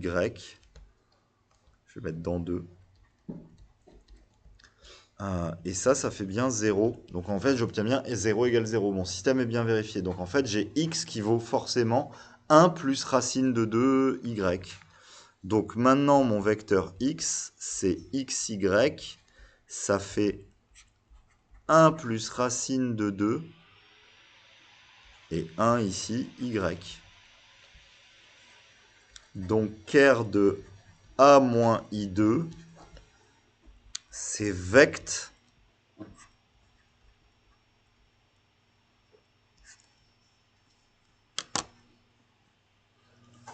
Oui, Dans une clôture, on a besoin d'injecter pour voir si c'était bien vérifié. Parce que moi, je t'avoue, je sais pas si j'arrive. je suis d'accord. Alors, je vais vous dire, vérifiez toujours au minimum et faites-le au brouillon pour une seule raison. Si c'est pas une isométrie, si c'est pas, enfin, si vous êtes planté dans vos valeurs propres et que vous vérifiez pas vos calculs, vous allez me trouver des vecteurs propres. Si vous injectez, vous faites pas des pivots. Si vous faites des pivots, vous allez vous rendre compte qu'il y a un truc qui marche pas parce que vous n'allez pas avoir la bonne dimension, vous n'allez pas avoir le machin. En injectant, en faisant du bidouillage, là, comme le calcul, le système était moche, j'avais pas envie de faire des pivots. Ah, si vous faites que des injections, ah là j'ai trouvé la petite relation qui marche, bah si vous vérifiez pas qu'elle marche bien, vous risquez de faire des trucs qui marchent pas à la fin, de pas avoir le bon nombre de vecteurs ou de, enfin il y a un million de trucs qui risquent de pas marcher. Mais à part ça, comme on sait que c'est une isométrie, comme on sait que les deux espaces vont être de dimension 1, dès que vous avez trouvé la relation, là je suis d'accord qu'on peut aller vite, clair de, c'est ça.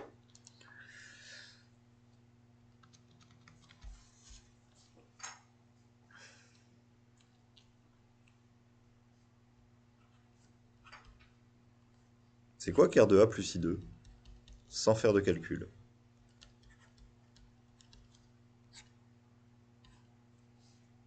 Je vais vous donner mon argument, comment je fais pour le trouver sans faire de calcul.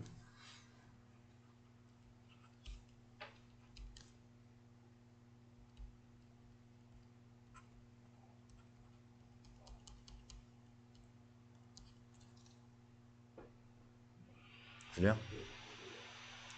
Ok, t'as mon argument, mais trouve-moi mon vect maintenant, t'as voulu...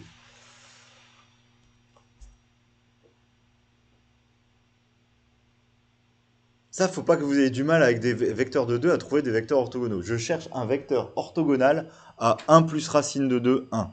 Sans me casser la tête, hein. Je veux juste que le produit scalaire des deux fasse 0. C'est vraiment pas très très dur pour moi. Égé?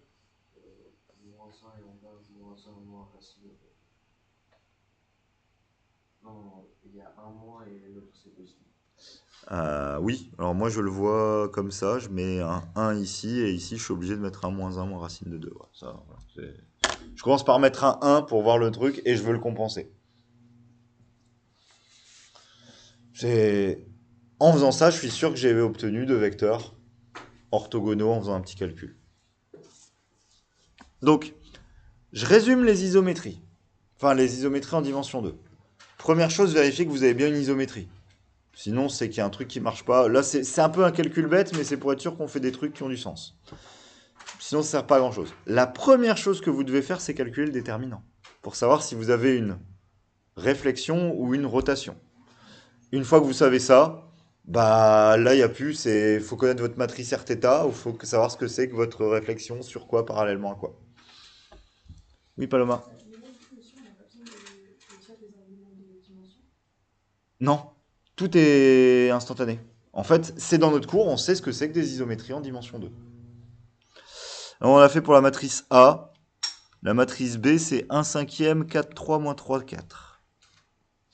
Donc B, c'est 1 cinquième de 4, 3... Non, je sais plus quoi, dans quel sens je l'ai lu. Je l'ai lu en ligne. Donc c'est 4, 3, moins 3, 4. Pardon.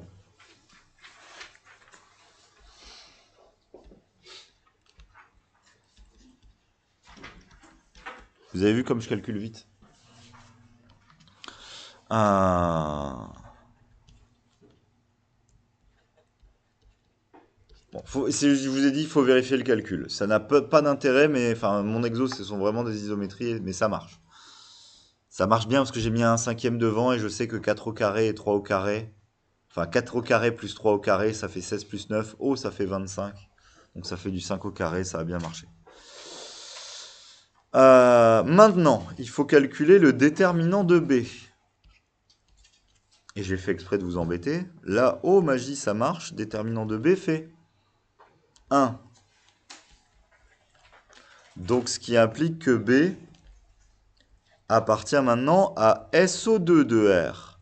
Donc il existe θ tel que B, ça soit égal à R de θ. Alors, je vais sortir du truc, alors je vais le mettre en bas. Il existe θ tel que B, ce soit R de θ. Je vous refais mon bidouillage. C'est comme ça que je me rappelle de ce que c'est que R de θ, moi. Je sais que la première colonne, je réfléchis pas, je mets cos θ, sin θ. Et je fais le même bidouillage que j'ai fait au-dessus pour mes vecteurs 1 racine de 2 et moins 1 moins racine de 2, 1. Si je veux mettre un vecteur orthogonal, j'ai deux choix. Soit ici, je mets, alors je vais vous montrer, soit je mets un sin θ ici, j'ai pas le choix, je mets un moins cos. Ou alors, je mets un moins sin, et dans ce cas-là, je mets un plus cos. Est-ce que vous êtes d'accord qu'il n'y a que deux possibilités si je veux faire un truc simple? C'est soit je suis en bleu, soit je suis en rouge. Et maintenant, je calcule mon déterminant. Mon déterminant rouge, si je le fais comme ça, mon déterminant, ça me fait moins cos carré, moins sin carré. Mon déterminant rouge, il fait moins 1. Je veux une isométrie directe, donc je veux un déterminant de 1. Donc ma matrice Rθ, c'est la bleue. Ce n'est pas la rouge. Ok, sur comment moi je fais pour la retrouver à chaque fois? Après, du moment que vous la trouvez, je m'en fiche. Hein, mais donc, en gros, maintenant que je sais ça, je suis où? Là. Je sais que je mets un plus ici, un moins ici. Ma matrice, c'est cos θ, sin θ, moins cos θ. Bon, la ligne intermédiaire, c'est juste pour comment vous la retrouvez au brouillon si vous avez le moindre doute. Hein, mais il faut savoir ça. Donc, je veux écrire B comme ça. Alors, c'est pour vous montrer que c'est pas très compliqué. Hein, je veux trouver ça. Bah, il n'y a pas le choix. Que vaut θ?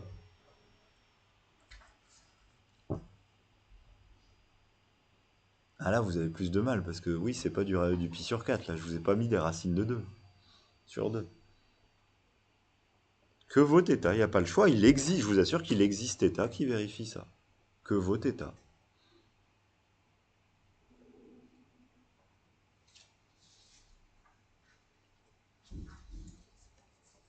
Alors, je vais pas mettre θ égal, je vais trop vite, pardon. Mon θ, il doit vérifier deux choses.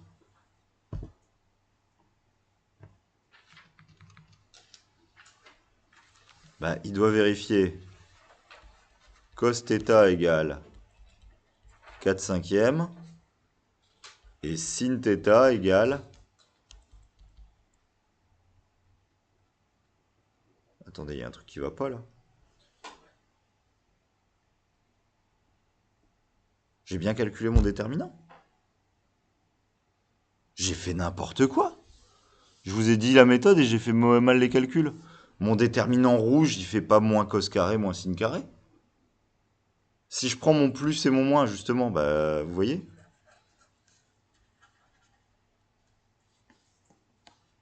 J'ai fait n'importe quoi ici.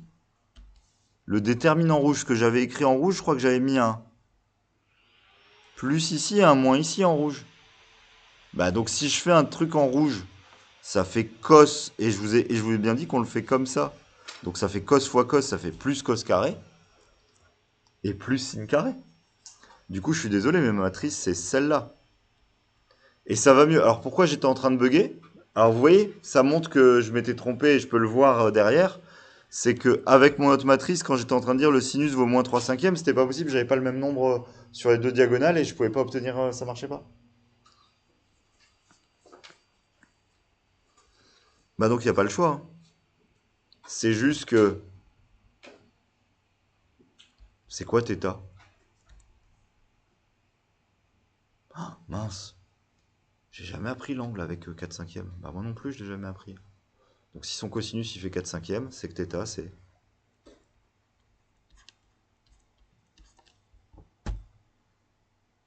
Tout simplement. Et je vais vous apprendre, c'est aussi, puissante magie, arcsine de moins 3 cinquièmes. C'est le même angle. On peut le prendre des deux façons.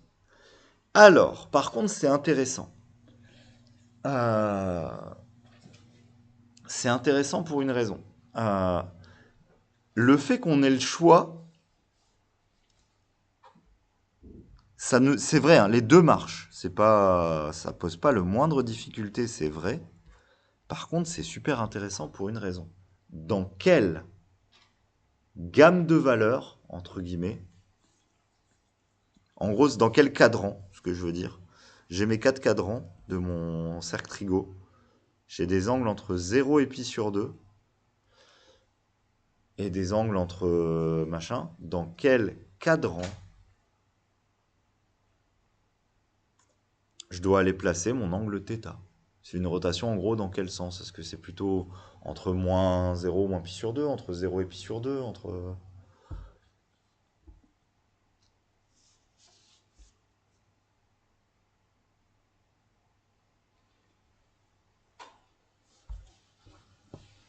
Julien?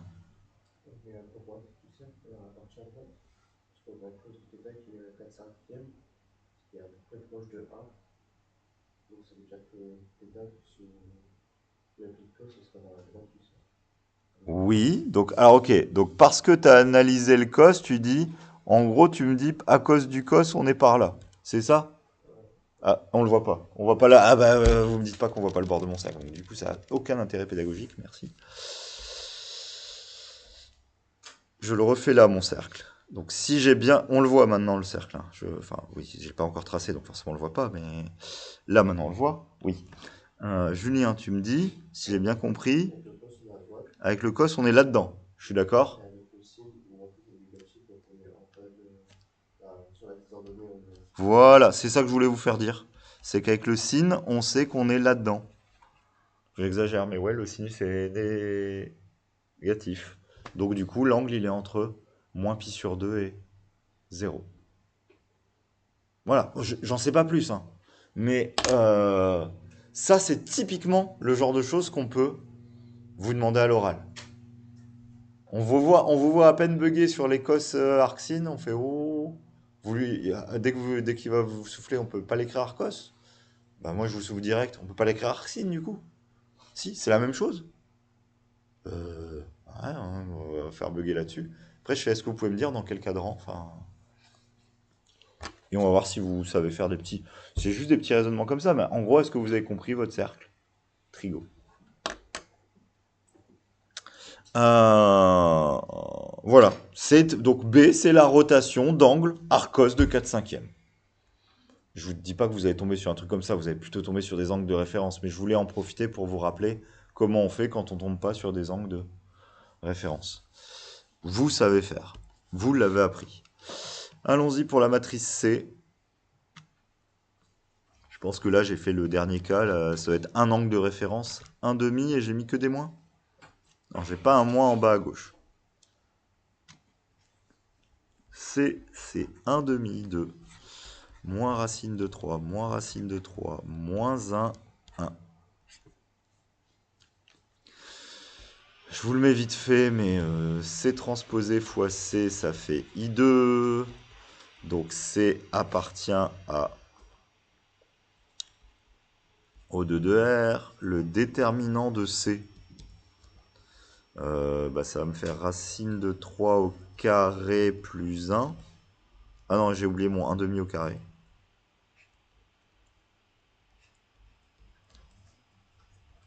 Oh magie. Ça fait 1. Donc, il existe θ appartenant à R avec C équivaut R de θ. Comme je l'ai fait juste avant, j'y vais vite. Cos θ, sin θ. Et comme je viens de me planter, je vais pas me planter 2 fois quand même. Ça fait ça.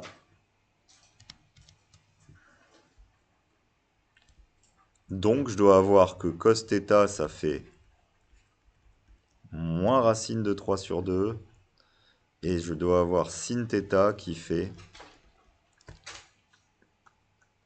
1 demi. Et là, je vais aller embêter quelqu'un.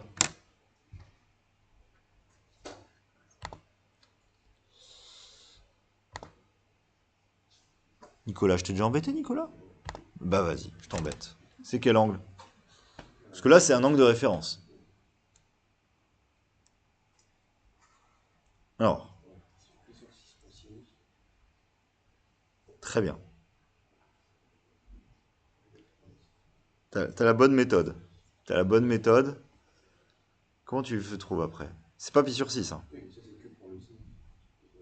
Ah non, mais alors justement. Alors, la bonne méthode, tu l'as pas. T'y es presque, mais tu l'as pas. La bonne méthode, c'est on oublie les signes et on trouve l'angle dans le premier cadran. Donc, si tu oublies les signes, l'angle que tu m'as trouvé, je vais mettre ici sans signe.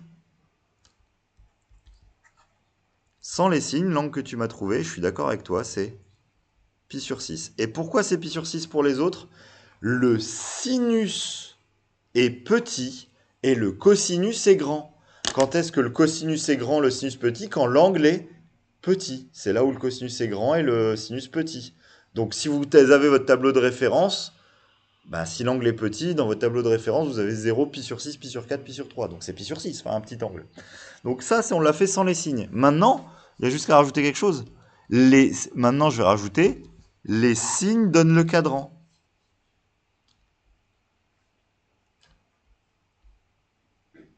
Le sinus est positif, le cosinus négatif. On est dans quel cadran, Nicolas? Voilà. On a complètement gagné. Maintenant, on doit trouver l'angle qui fait ça. Donc, l'angle qui a l'équivalent, c'est celui-là. Donc, c'est quand on a fait pi sur 6 ici. Donc, c'est pi moins pi sur 6. Ça fait 5 pi sur 6. Et c'est comme ça qu'on trouve l'angle. Donc, ici, θ vaut... Moi, je l'écrirais comme ça, pi moins pi sur 6. Enfin, j'ai trouvé le cadran et j'ai trouvé le machin. Donc, ça fait, oui, du 5 pi sur 6. C'est une rotation d'angle 5 pi sur 6. C'est... Encore une fois, alors, c'est du nouveau vocabulaire, c'est des trucs en plus. Mais voilà le genre d'exo ou de questions que je vous ai enlevé des... Déjà, notamment, on a fait très très peu d'exos. On a fait des exos de diagonalisation en dimension 3, mais on a très peu fait d'exos de matrice en dimension 2, parce qu'en fait, c'était des trucs comme ça qui traînaient. On vous trouve une matrice en dimension 2, trouver l'angle de la rotation. C'est pas des trucs forcément super durs, mais il faut déjà avoir fait d'autres choses pour parler de choses là-dessus. Donc voilà. Qu'est-ce qu'on a rajouté aujourd'hui, déjà, avec ça? On savait ce que c'était qu'une matrice orthogonale. On a vu ce que c'est qu'un endomorphisme qui serait associé à une matrice orthogonale en base orthonormée. Ce qu'on appelle une isométrie. Donc ça conserve la norme ou ça conserve le produit scalaire. Et on sait caractériser les matrices orthogonales ou les isométries en dimension 2. On sait complètement les dire. Et ça a même un sens géométrique. C'est-à-dire que c'est une rotation ou c'est une réflexion, donc un retournement. C'est ce que vous faites quand vous faites qu'une fonction est paire.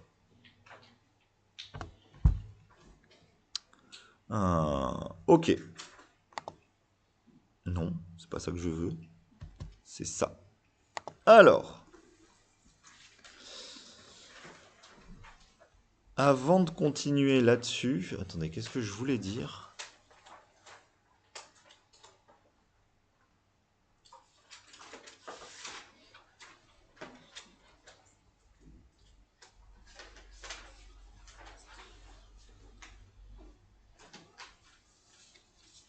Non, je vais expliquer les choses un peu autrement avant d'avancer sur le cours. Même si il va falloir qu'on construise vraiment l'objet. C'est quoi la transposée?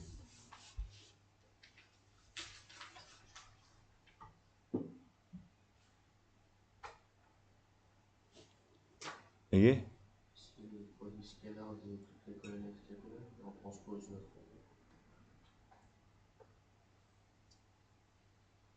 Attends, comment tu me l'as dit? C'est le produit scalaire de toutes les colonnes et toutes les colonnes. J'ai pas bien compris.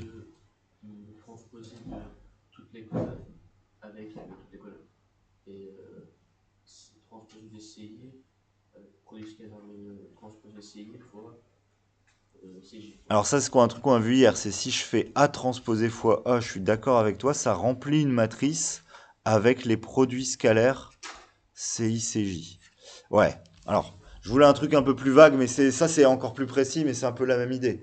La transposée, c'est un outil qui est très pratique pour faire des calculs de produits scalaires. Maintenant, si je veux rajouter dans des produits scalaires le mot endomorphisme, je vais vous expliquer quelque chose.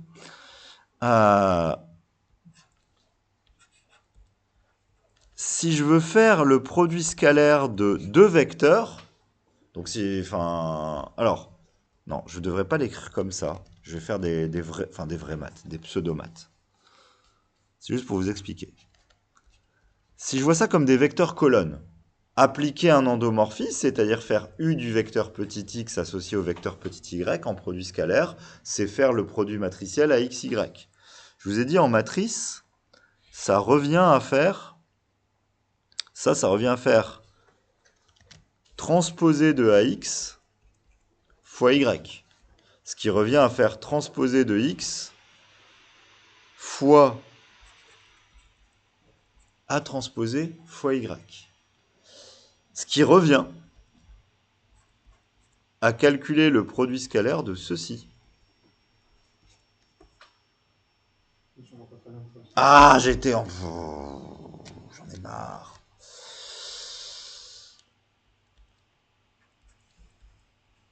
C'est de ma faute, 100%. Hein, c'est de la faute de cet écran qui veut pas prendre tout. Je suis absolument pas responsable.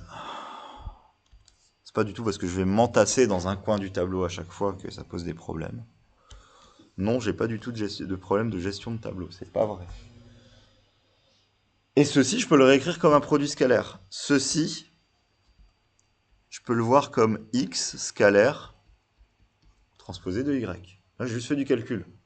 Mais si je vois ça comme, maintenant, un endomorphisme, j'ai un u de x scalaire y, je fais des calculs, et en fait, j'ai obtenu x, et là, j'ai obtenu, je sais pas vraiment ce que c'est.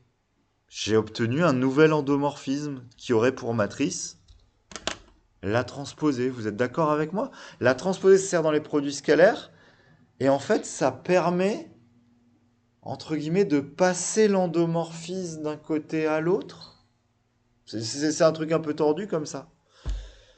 Ça, c'est ce qu'on va définir maintenant dans la prochaine partie. On va vous définir un endomorphisme qu'on va appeler l'adjoint. L'adjoint, c'est si je veux calculer le produit scalaire u de xy, je veux trouver l'application linéaire qui permet de dire c'est le produit scalaire de x fois l'application v de y. Et ça, je vais dire dans ce cas-là, v c'est l'adjoint de u. Et en fait, transposer une matrice, c'est faire passer l'endomorphisme de l'autre côté du produit scalaire. C'est ça. L'application qui transpose, en fait, elle fait ça. Si je veux voir ça comme une application. Ce qu'on vous avait juste dit, c'est inverser les lignes et les colonnes. C'est ce qui permet de... Attention, c'est pas vraiment de la... Justement, c'est pas de la symétrie, c'est ce qui permet d'inverser des rôles dans des produits scalaires, entre guillemets. Oui, Julien? Quand vous avez transformé le produit scalaire en transposé, c'est parce que A est un peu de là, ça marche pas. Ah non, pas du tout, c'est une propriété de la transposée. A fois B transposé, c'est B transposé fois A transposé. Non, je parle vous avez transformé le produit scalaire en transposé. Là, Ah non, alors ça, t'avais qu'à être là en début de semaine. C'est la définition, c'est ce que je leur ai dit, c'est la première rappel de ton cours en tout début de cours. C'est que le produit scalaire canonique dans Rn ou dans Mn1 de R, vous le voyez comme une somme. Il faut le voir maintenant avec des transposés. La transposée, ça a à voir avec les calculs de produits scalaires. C'est des rappels de première année. C'est vraiment... Non, je sais que vous le voyez comme la somme des xi, yi. Il faut arrêter de le voir comme la somme des xi, yi. Ça peut avoir parfois un intérêt. J'ai des exos qui traînent, je sais, dans ce chapitre, on va s'en servir. Mais globalement, c'est beaucoup plus utile de le voir ça comme un calcul global avec des transposés. Parce que ta somme des x, y, c'est en fait c'est le produit matriciel d'une ligne avec une colonne. Euh, Donc c'est ça la première ligne. Ça n'a rien à voir avec le fait que la matrice soit orthogonale. Ça marche pour n'importe quelle matrice et n'importe quel truc. Donc c'est ce qu'on va définir. C'est... Et mince. Hop. Est-ce que j'ai fait bouger les choses? Ça a l'air de tenir. Même si je pense que j'ai dépassé à des moments, mais tant pis. Alors j'ai besoin de passer par une définition, un théorème intermédiaire, sinon... Oula. Ouais, j'étais plus en bas. Sinon, il y a un peu de la magie noire quand même. Oh, ma souris, elle bug là. Il y a un peu de la magie noire sur... Mais j'ai le droit de dire qu'il y a un endomorphisme qui fait ça. Déjà, est-ce que j'ai le droit de le faire? Est-ce que ce que je vais obtenir comme objet, c'est un endomorphisme? Il y a vraiment plein de questions tordues avec le fait que j'ai le droit de faire ça. Du coup, j'ai besoin d'un théorème qui était très à la mode à mon époque, il l'est moins, mais qui est au programme et qui est super important. J'ai besoin de vous dire que toute forme linéaire... Alors maintenant j'en ai marre, j'ai besoin que vous sachiez ce que c'est qu'une forme linéaire. Et dans le mot forme linéaire, il y a le mot forme. Donc c'est que ça arrive dans R ici. J'ai besoin de savoir que toute forme linéaire sur R partant d'un espace euclidien, donc toute forme linéaire dans un espace où j'ai un produit scalaire à ma disposition, je peux toujours l'avoir comme un produit scalaire avec un vecteur fixe. Ça, on le fera. Il y a un exo classique sur la théorème de représentation de Ritz qui utilise ça avec des matrices. Mais en fait, toute forme linéaire peut être représentée comme un produit scalaire à partir d'un vecteur fixe. C'est-à-dire que appliquer un vecteur x une forme linéaire L, c'est dire j'ai fait le produit scalaire avec un certain vecteur dans l'espace. Alors la preuve, c'est pas très très dur, hein. Je prends une base orthonormée, je donne des coordonnées à A. Ceci est bien une forme linéaire. Et donc si je fais l'image de ma forme linéaire sur mes EJ et que j'appelle ça AJ, si je crée le AJ comme la composante d'un certain vecteur A dans la base EI, j'ai trouvé mon vecteur. C'est si bête que ça. Typiquement, je vais vous donner un truc bête. Je vais vous faire un exemple pour vous expliquer comment je ferais pour trouver le produit scalaire. Je vous donne une forme linéaire. La première qui me vient à l'esprit. L de P, c'est l'intégrale de 0 à 1 de P de T dt avec P, on va dire n'importe quoi, un polynôme de R2 crochet X. Voilà un exemple de forme linéaire. Ce que je vous dis, c'est que je connais une base dans R2 crochet X. Je sais que ça, c'est la base canonique. Du coup, je calcule L de 1. Ça fait 1. Je calcule L de X. Ça fait l'intégrale de 0 à 1 de X, ça fait 1 demi. Je calcule L de X carré. Ça fait... l'intégrale de 0 à 1 de X carré, ça me fait du X cube sur 3, ça va me faire du 1 tiers. Je vous dis que le vecteur A qui aurait les coordonnées 1, 1 demi, 1 tiers dans la base canonique, c'est-à-dire qui est égal au vecteur 1 tiers de x carré plus 1 demi de x plus 1, c'est ce vecteur-là, en fait, mon application L de P, c'est la même chose que de calculer le produit scalaire dans la base canonique du polynôme... alors, il faut connaître... J'ai fait un mauvais exemple juste dans le sens où vous ne connaissez pas quel est le produit scalaire canonique dans les polynômes. Mais si on savait quel était le vrai produit scalaire canonique, en fait, ça revient à calculer le produit scalaire entre ce vecteur-là et mon polynôme P que je vais prendre au hasard. Enfin, que je vais prendre pour calculer mon application. C'est ça que vous dit le théorème de Ritz. Donc c'est pas très très dur à comprendre, c'est pas un théorème compliqué. Mais j'en ai besoin. Pourquoi? Parce que maintenant, quand je vais considérer l'application qui a un vecteur y associe ceci, bah ceci est une forme linéaire.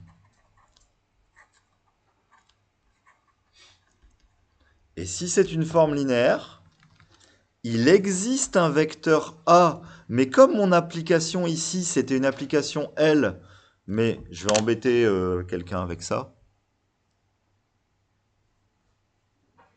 Mince, mais je trouve plus ma souris. Si, elle était là. 6. Daouda, ça dépend de quoi, elle? Là en bas, l'application que je suis en train de créer, elle dépend de quoi? Bzzzt. Je suis pas du tout d'accord. C'est une application qui a Y donne quelque chose. Y n'a absolument pas de fixé. C'est comme si tu me disais que si la fonction f de x égale x carré, alors elle dépend de x. Enfin, elle dépend... Alors non, je vais plutôt le dire comme ça. Ce que je veux te dire, c'est si je te donne ça, c'est évident que ça dépend de x. C'est une application de x. Mais cette application, elle est mal notée. Je devrais pas l'appeler f de x, celle-là. Je devrais l'appeler comment, mon application que j'ai rajoutée? Bonjour. C'est les convocations? Non? Ok, bon, je vais leur donner... pas de souci. Merci. Et on a bien les salles, c'est bon, parfait. Axel, pas là.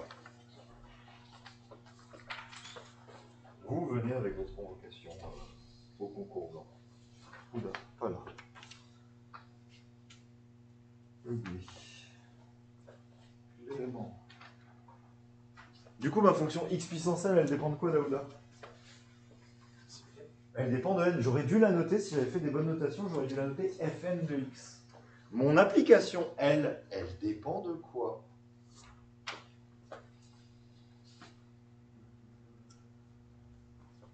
Bah du coup, non mais y c'est évident, parce que c'est une fonction de y. Et donc elle dépend de... Ouais, je suis d'accord. Elle dépend de x. Comme elle dépend de x, ici, je vais juste rajouter...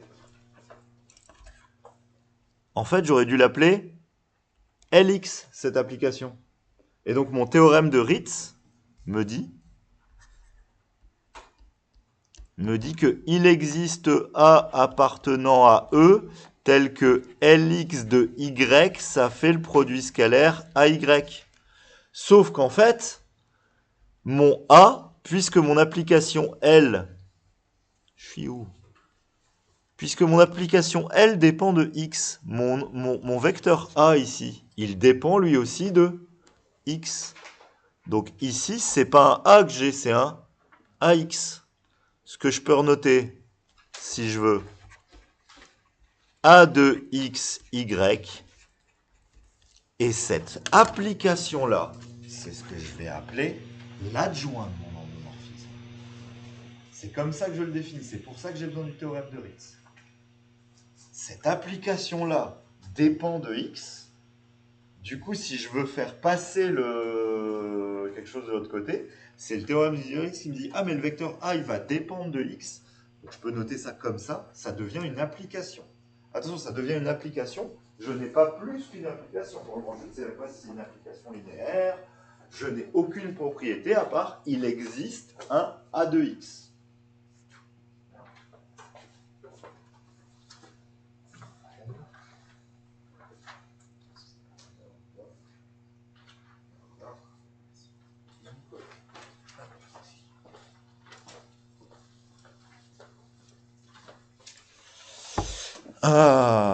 Donc voilà, c'est ça que va faire le théorème de représentation de Ritz, c'est ça qui me définit l'adjoint. En fait, il a bien un unique vecteur noté U étoile de X, maintenant on ne va pas l'appeler A de X, c'est une notation de cours. L'adjoint d'un endomorphisme U, on va le noter U étoile, c'est ça qu'on va appeler l'adjoint. Et c'est celui qui permet de faire passer d'un côté à l'autre d'un produit scalaire l'application U. Si vous avez le produit scalaire... Ah tiens, il y a une faute de frappe dans mon poly, c'est juste une faute de notation. Mais regardez, je viens de le voir là en regardant le tableau. Là-haut, d'un côté, j'ai mis une barre pour le produit scalaire et de l'autre côté, j'ai mis une virgule. Soit c'est deux virgules, soit c'est deux barres. C'est juste une erreur de notation.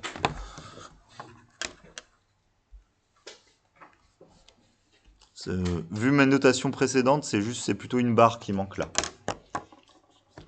Mais en gros, que fait l'adjoint? C'est si vous avez une application linéaire d'un côté d'un produit scalaire et vous dites ah non mais j'ai envie de l'envoyer sur l'autre vecteur. C'est pas la symétrie que j'ai utilisée. Parce que si j'avais utilisé la symétrie, j'aurais du u de y à droite et du x à gauche. Mais si je veux envoyer l'application sur l'autre vecteur, je vais passer par ce que je vais appeler l'adjoint. C'est une nouvelle application que vous ne connaissez pas qui s'appelle U étoile. On va voir que U étoile est lié à la transposée, mais il y a une nouvelle application qui s'appelle U étoile. Alors, cette application U étoile, justement, la manipuler, c'est pas simple. C'est vraiment pas simple. C'est pour ça qu'on ne vous a pas embêté en première année avec l'adjoint. Je vais essayer de faire une partie des preuves parce qu'il faut que vous, notamment peut-être la première, je vais juste marquer ça.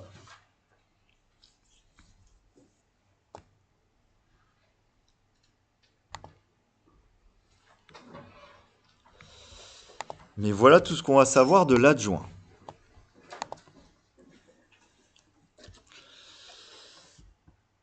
L'adjoint va être un endomorphisme. Il faut déjà prouver ça.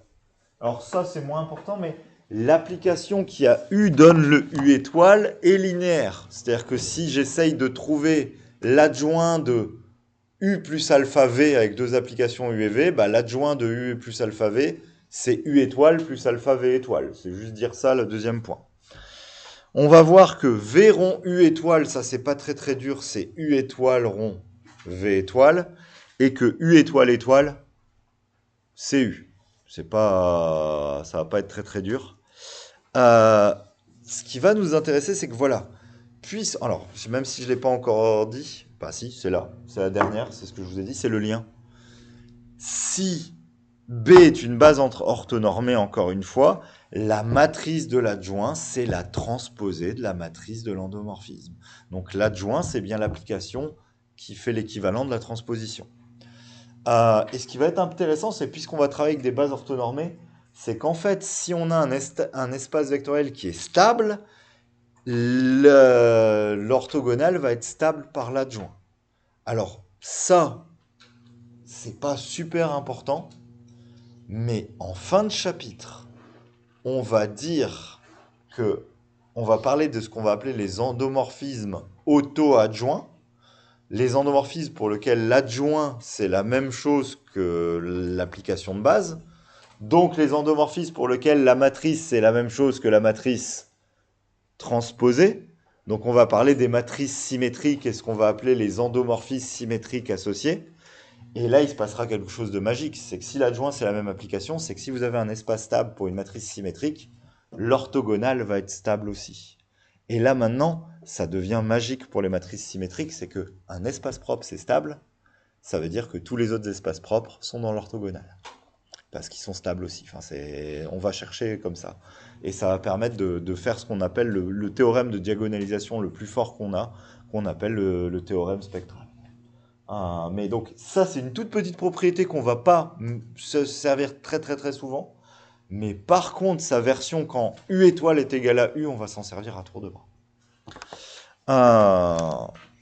Donc on va s'en servir dans un cas particulier.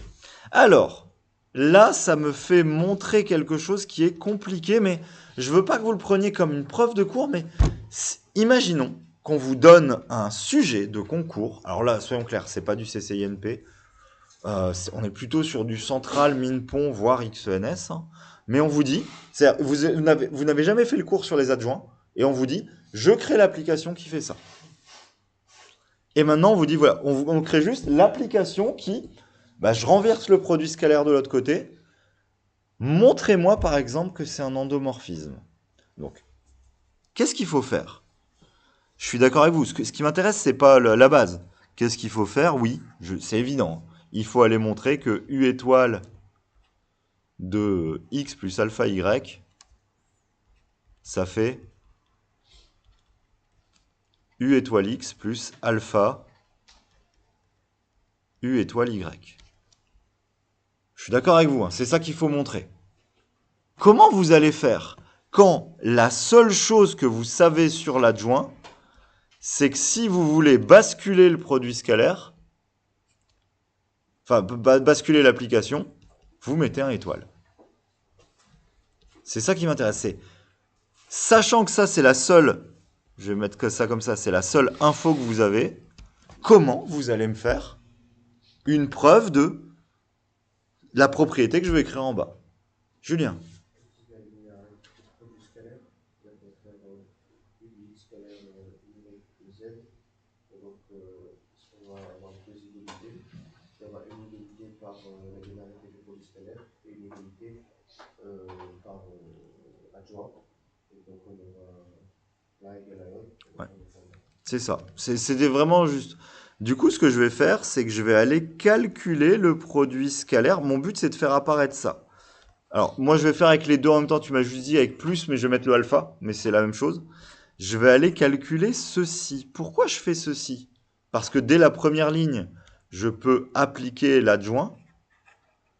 Donc, ceci, ça va me faire ce que je voulais. U étoile de x plus alpha y, scalaire z. Mais je ne peux pas aller plus loin. Je n'ai pas la linéarité de mon application. Du coup, cette égalité, je la reprends ici, mais je suis d'accord avec toi, Julien, ce que je vais utiliser ici, d'abord, c'est la linéarité du produit scalaire. Si j'applique la linéarité du produit scalaire, ça devient x u de z plus alpha y u de z. Et maintenant, ça, je peux continuer le calcul. Est-ce que j'ai la place pour le faire ici? Peut-être, je vais tenter. Je peux maintenant appliquer l'adjoint. Ça me ferait du U étoile. Ah, j'avais pas vu l'heure, excusez-moi. Je finis juste ça pour vous expliquer le principe. Et là, ça va me faire du U étoile de Y, Z. Est-ce que ça passe? En résumé, si maintenant je réapplique une deuxième fois la linéarité du produit scalaire, ça devient U étoile X plus alpha U étoile Y de Z. Comment je peux conclure que ceci est égal à ceci? J'ai une égalité, maintenant j'ai fait mes calculs, hein. J'ai une égalité de produit scalaire avec, j'ai oublié de mettre des quantificateurs, mais ceci c'est quel que soit x, y, z dans E. J'ai aucun problème, enfin j'ai le droit à ça. C'est la même chose que c'est un produit scalaire quel que soit z. Donc je peux voir ça comme une application du théorème de Ritz. Ceci, ça c'est mon équivalent de a de x plus alpha y de tout à l'heure, avec mes notations de tout à l'heure. Ça, ce serait l'équivalent de mon a de x plus alpha a de y. Qu'est-ce que je veux dire? Le théorème de Ritz, il vous dit qu'il existe un vecteur pour faire le produit scalaire, mais il vous dit autre chose. Le vecteur, il est unique. Je peux le trouver à partir de ses coordonnées. Donc, puisqu'il y a unicité dans le théorème de Ritz, je sais que ces deux applications sont forcément égales. Donc, par unicité dans le théorème de Ritz, de représentation de Ritz, ceci est égal à ceci. Et j'ai prouvé que mon application, c'était un endomorphisme. J'ai prouvé que c'est une application linéaire, ça prouve endomorphisme parce que je reste dans E. Enfin, je sais que c'est des éléments de E, par définition. Voilà. Malheureusement, voilà le genre de preuve qu'on va vous demander avec des adjoints. Alors, en général, c'est vraiment pas des preuves dures. Vous allez bidouiller, passer l'adjoint d'un côté ou de l'autre. Mais ce qui va être dur, c'est trouver la bonne ligne de départ. De quelle égalité vous partez. Et ça, va falloir apprendre un peu à faire des calculs comme ça et voir comment on fait. On arrête là. Désolé d'avoir débordé.